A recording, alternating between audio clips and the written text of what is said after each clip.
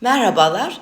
Bugünkü videomda geçtiğimiz kış aylarında bebeklerde çok sık görülen ve oldukça hastane yatışlarını gerektiren bir hastalık olan respiratuar sinsitial virüs, RSV virüs enfeksiyonundan bahsetmek istiyorum.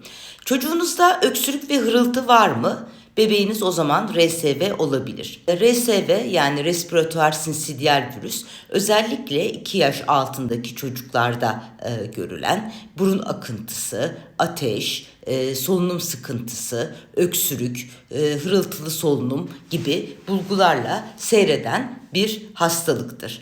Genellikle herhangi bir spesifik ilaç almadan destek tedaviyle iyileşir. Fakat bunun yanında özellikle bebekte bir düşük doğum ağırlığı öyküsü varsa, prematür bebekse, konjenital kalp hastalığı veya akciğer hastalığı bulguları varsa bu bebeklerde RSV enfeksiyonu çok ağır seyredebilir. Solunum desteğine bebek ihtiyaç duyabilir, entübasyona ihtiyaç duyabilir ve hatta hayatını kaybedebilir RSV virüs enfeksiyonu nedeniyle.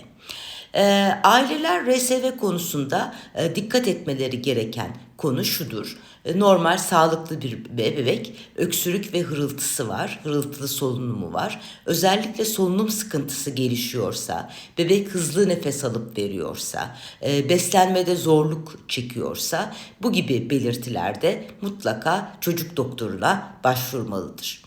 Peki RSV enfeksiyonundan nasıl korunabiliriz?